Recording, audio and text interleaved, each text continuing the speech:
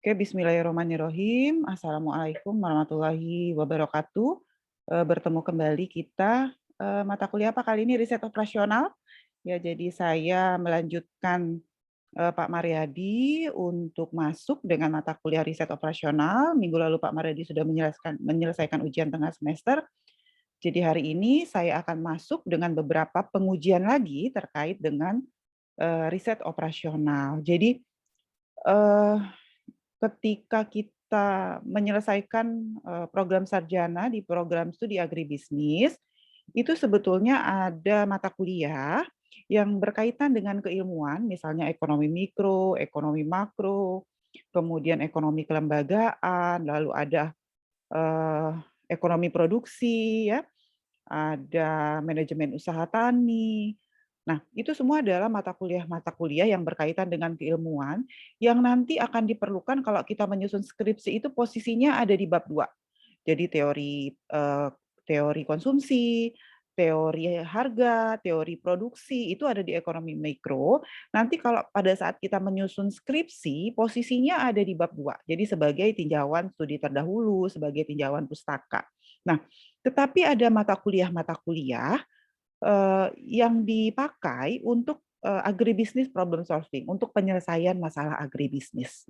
Nah, apa saja mata kuliah yang bisa dipakai untuk penyelesaian, masalah agribisnis? Yang pertama kali dipelajari di semester 2 itu ada statistika, ya. Kemudian kalau tidak salah di semester 4 ada analisis kelayakan usaha agribisnis. Ada statistik bidang sosek, ekonometrika, semester ini lagi ngambil ya ekonometrika. Apalagi salah satunya juga adalah riset operasional. Jadi riset operasional itu adalah alat analisis yang bisa dipakai untuk menyelesaikan persoalan-persoalan agribisnis. Kaitannya dengan apa? Kaitannya dengan banyak hal. Misalnya kita mau mengefisienkan eh, penyaluran pupuk ke masyarakat, maka nanti bisa pakai metode transformasi. Atau kita mau tahu optimalisasi penggunaan input. Jadi kalau pupuk itu dipakainya bagusnya berapa sih? Benih itu bagusnya dipakainya berapa sih petani itu per hektarnya? Pestisida itu harusnya pakainya berapa sih? Tenaga kerja itu sudah berlebih atau kurang? Nah, itu bisa pakai pakai apa coba kalau mau mau pakai itu? Sudah dipelajari sama Pak Maryadi, pakai apa alatnya? Coba Ida Fitriani. Pakai riset operasional, tapi kan di riset ada macam-macam pengujian tuh yang sudah diajarkan Pak Maryadi. Kalau kita mau tahu pupuk pakainya berapa, kemudian tenaga kerja tuh sudah lebih atau kurang, bibit padi yang dipakai itu sudah lebih atau kurang, atau harusnya berapa. Itu pakainya apa? Ada linear programming, ada transportasi, ada transshipment, apa apa yang dipakai? Kalau kita mau tahu. Nggak bisa jawab, pakai Eee, apa? Ya, Ida silakan Ida. pakai linear programming juga bisa, Bu, terus Oh. pakai metode pengarian itu juga bisa, Bu. Iya betul. Jadi pakai linear programming ya, kalau Hungarian itu kelengkapan dari metode linear programming. Jadi pakai linear programming. Jadi linear programming itu bisa dipakai untuk menganalisis optimalisasi penggunaan input di sawah. Jadi misalnya petani ini sebetulnya pakai inputnya sudah lebih atau kurang. Kalau lebihnya lebih berapa, harusnya kurangnya dikurangi berapa. Itu bisa diselesaikan dengan linear programming. Transportasi itu untuk apa sih? Misalnya PT Pusri mau menyalurkan pupuk, itu dari mana ke mana sih harusnya jalurnya supaya nanti biaya transportasinya minimal. Itu bisa pakai metode transportasi, ya. Jadi ada banyak, alat analisis yang bisa kita pakai ketika kita riset, salah satunya adalah riset operasional. Ya, sampai saat ini mahasiswa sudah selesai yang saya harap sudah dipahami itu adalah kalau kita mau menyelesaikan, agribisnis problem solving itu dengan statistik bidang sosek ya, statistik bidang sosek itu ada banyak sekali alat pengujian yang bisa kita pakai juga, riset juga bisa, nanti ekonometrika juga bisa. Nah, jadi kan nanti ada ekonometrika, kelas ini yang ngajar ekonometrikanya siapa? Pak Andi sama Pak Yazid ya? Ekonometrika itu salah satu yang bisa dipakai untuk menyelesaikan persoalan agribisnis. Nah, tool-tool, mata kuliah yang berkaitan dengan alat analisis ini, kalau di skripsi posisinya ada di mana kira-kira? Coba, Dewi Santika. Ada di mana coba? Bisa? Dewi Santika bisa dengar suara Ibu? Dewi? Dewi bisa dengar suara Ibu? Oke, Intan Mutiara bisa dengar suara Ibu? Intan? Oke. Kalau gitu, kayak riset operasional, statistik bidang sosek, itu kalau deskripsi kira-kira ada di bab berapa? Alat analisis, kan sebagai alat analisis fungsinya.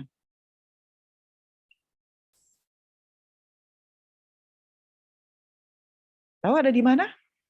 Metode penelitian sosek sudah selesai semua atau baru ambil semester ini? Oh, baru semester ambil. ini, Bu. Tapi sudah masuk belum tentang format penulisan proposal? Sudah? Sudah, Bu. Kalau nggak Sudah. salah, pertanyaan Ibu itu masuk di bab 3 nggak, Bu? Iya. Di metode penelitian. Di metode penelitian. Terima kasih, Malin. Jadi di bab 3, alat analisis itu adalah bagian terakhir dari bab 3. Bab 3 itu pertama kali tempat dan waktu, metode penelitian, metode pengumpulan data, ya. Kalau kita pakai metode, metode penarikan contoh dulu, metode pengumpulan data, dan yang kelima itu bagian dari bab 3 adalah metode analisis. Itu ada di bab 3. Sementara kalau yang berkaitan dengan keilmuan tadi, teori-teori, itu ada di bab 2. Jadi akhirnya nanti setelah semester 6, sekarang semester berapa nih? Semester 5 ya? Setelah semester 5 ini selesai, kita tuh sudah dapat pemahaman Semester yang... 6, Ibu. Oh, sekarang semester 6. Setelah semester 6 itu kita mendapat pemahaman yang lengkap untuk bisa menyusun proposal penelitian. Ya, bahkan ketika kita ngambil mata kuliah statistik bidang sosek, itu kan sebetulnya ada banyak sekali ranah-ranah penelitian yang bisa dikerjakan. Jadi nanti kalau sudah selesai, harapan saya sebetulnya di akhir semester 6 sudah selesai bisa magang gitu ya. Setelah selesai magang sudah bisa langsung skripsi, sudah tahu masalah penelitian yang mau diteliti, yang mau diselesaikan apa. Jangan sampai nanti ketika sudah masuk semester 7, itu belum tahu, belum ketemu Bu masalah penelitiannya, lagi nyari masalah penelitian Bu, misalnya gitu. Bisa ikutin sampai sini? Kenapa? Karena dari riset, itu dari contoh-contoh kasus ketika kita belajar riset operasional, dari contoh-contoh kasus belajar statistik bidang sosek, ketika belajar ekonometrika, itu kan sudah dikasih kasus-kasus yang bisa sebagai contoh-contoh yang diteliti gitu loh.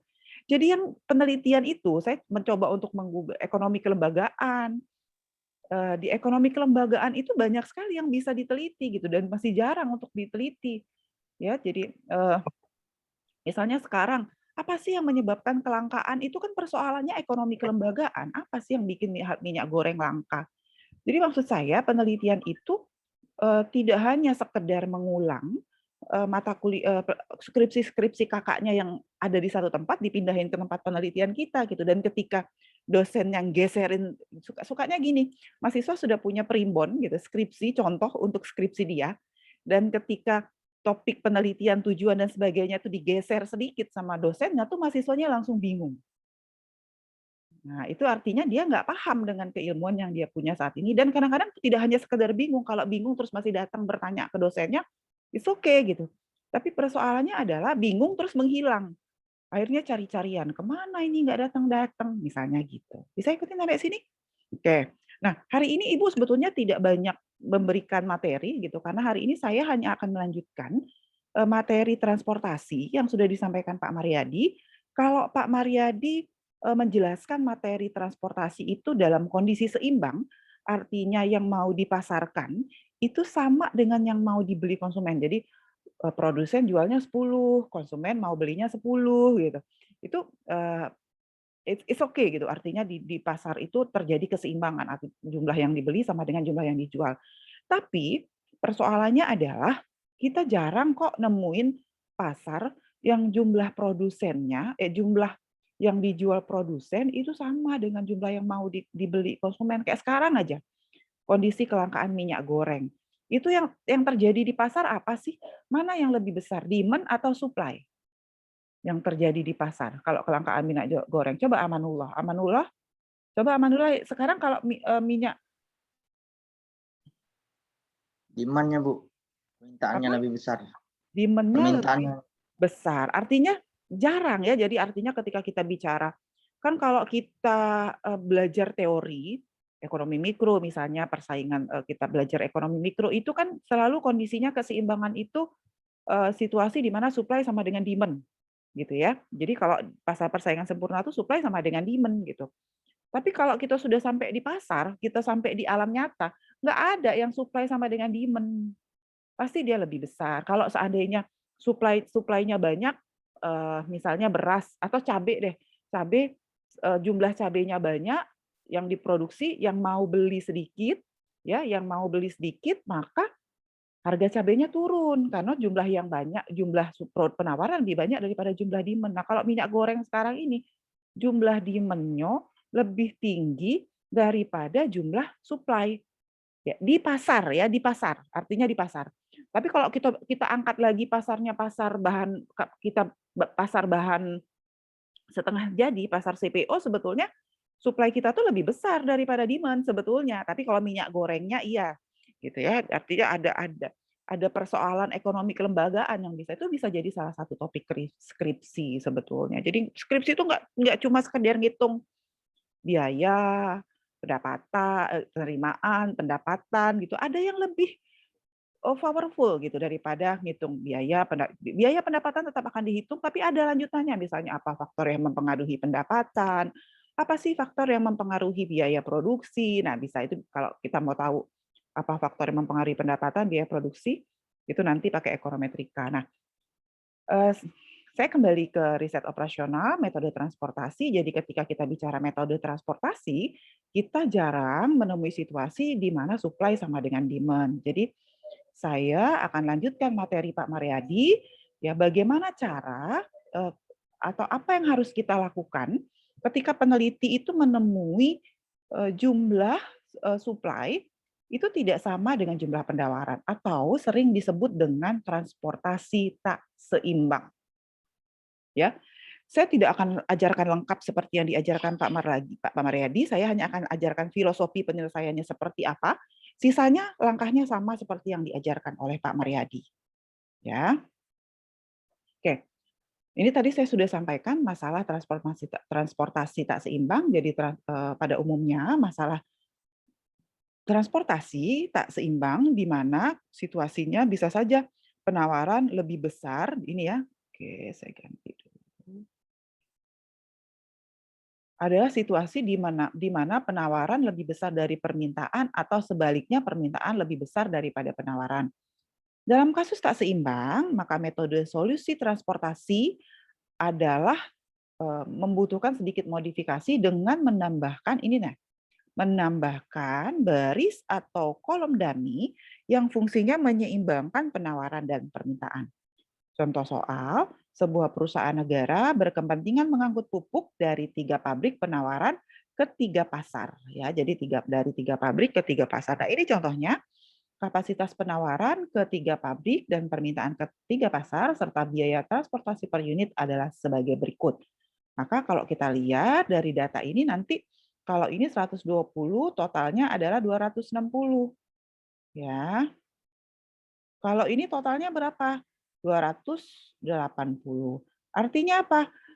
Kasus ini permintaannya lebih besar daripada penawaran atau dengan kata lain penawaran tidak sama dengan permintaan karena permintaannya 280 sementara pabrik hanya mampu menyediakan 260.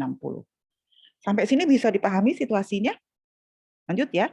Lalu apa yang harus kita lakukan? Yang kita lakukan adalah kalau yang banyak itu adalah demand, maka kita nambah dummy pabrik. Berarti kan pabriknya ya kurang. Kita nambah pabrik dummy, biaya transportasinya 0.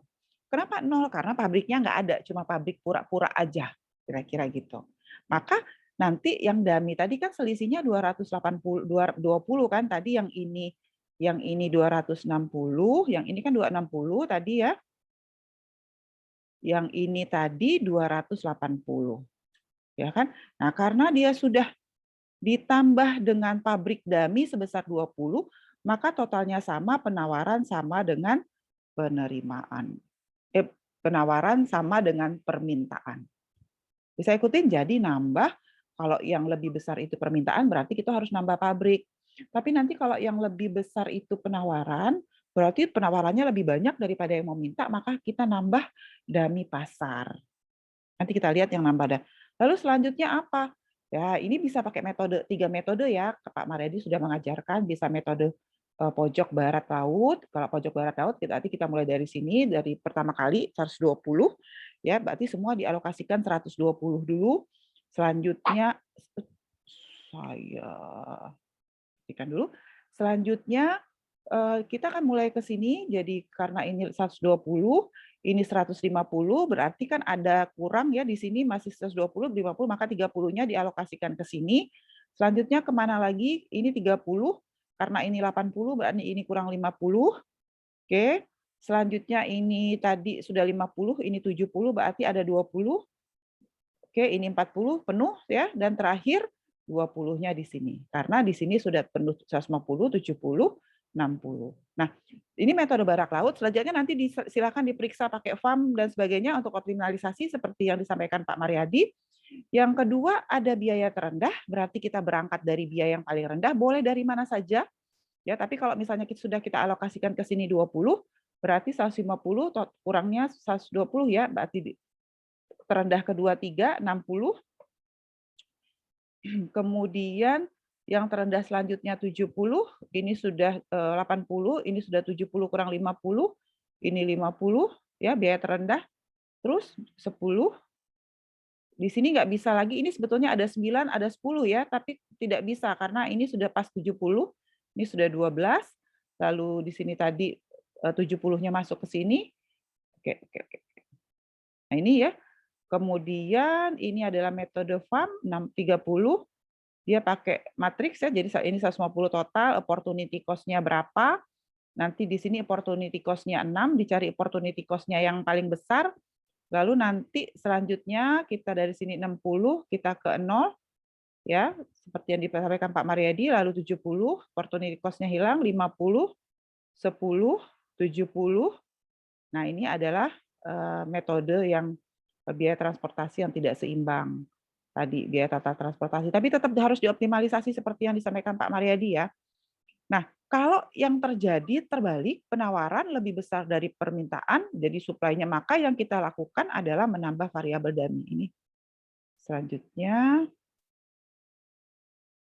nah ini ya, oke sebentar. Jadi yang mana yang variabel dummy?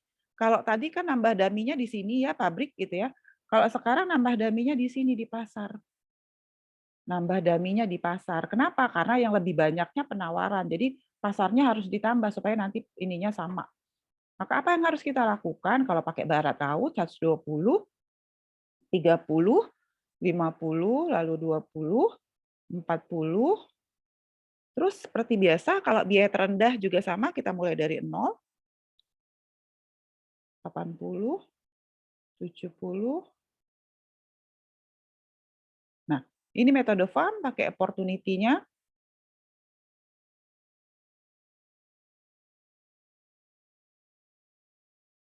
Oke. Nah, itu tambahan dari saya. Nah, ini ada soal yang bisa diselesaikan dengan menggunakan metode transportasi tak seimbang. Soal ini sebetulnya sudah saya masukkan ke dalam QM4 window, jadi nanti bisa dicoba-coba di QM4 window. Salah ya. Sampai sini ada yang mau tanya dulu nggak sebelum saya masuk ke QM4 window-nya? Ada yang mau tanya? Nggak ada ya, bisa diikutin sampai sini ya. Oke, nah ini adalah materi QM4 window yang latihan soal kita tadi di atas tadi. Jadi nanti latihan soal tadi silahkan dihitung manual. Kemudian silahkan juga dicoba dihitung dengan menggunakan QM4 window. Nanti hasil perhitungan manual dengan QM4 window-nya dijadikan satu, lalu diupload ke assignment ya. Oke. Oke, nah kalau kita sudah punya soal ini, maka di QM4 window tuh sama, kita pilih modul ya, nanti pilihnya transportasi, sudah kebuka pilih ini oh ini nggak bisa ya. Nanti pilihnya transportasi, lalu kita minimas atau maksimas. Biasanya kalau biaya transportasi itu karena dia berkaitan dengan biaya, tentu kita ingin minimize. Lalu kita pindahin datanya ke sini, isiin satu-satu sesuai dengan yang ini tadi. Nih. Kalau dia perlu dummy, maka kita akan tambah dummy. Jadi kan tadi UPPS-nya ada. Nih, kalau perlu dummy, maka kita tambah dummy. Atau kalau tidak seperti ini saja. Nah, ya, maka nanti kalau sudah selesai dimasukkan, klik solve ya. Klik solve nanti akan keluarnya seperti ini. Jadi ini ada alokasinya, pabrik 1 kemana, pabrik 2 kemana, pabrik 3 kemana. Kalau kita menghitung dengan menggunakan QM for window, kita tidak perlu nambah dummy kolom atau dummy baris gitu, karena mereka akan selesaikan sendiri. Tetapi kalau kita hitung manual, maka kita harus lakukan manually, nambah kolom dan barisnya, tergantung nanti alokasinya kemana. Ya, ini solusinya. Ini total shipment cost-nya, shipment bid cost ya, ini total yang harus dialokasikan.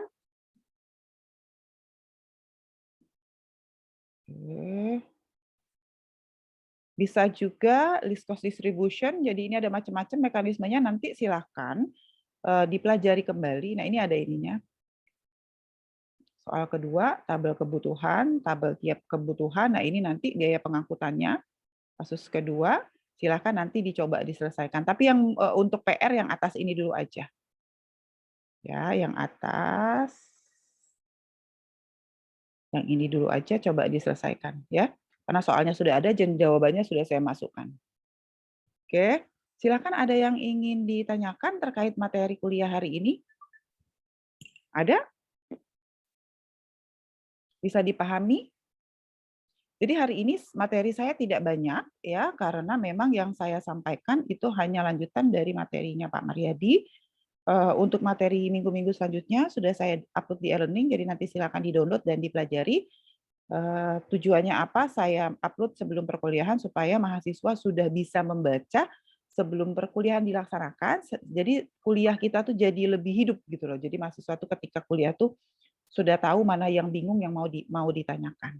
Tujuannya ke sana. Ada yang mau bertanya? Silakan. Ada yang ingin bertanya? Oke, kalau tidak ada mungkin saya sudahi kuliahnya sampai di sini. Terima kasih atas perhatiannya. Salam sehat selalu, jangan lupa jaga protokol kesehatan. Wassalamualaikum warahmatullahi wabarakatuh. Waalaikumsalam warahmatullahi Waalaikumsalam wabarakatuh.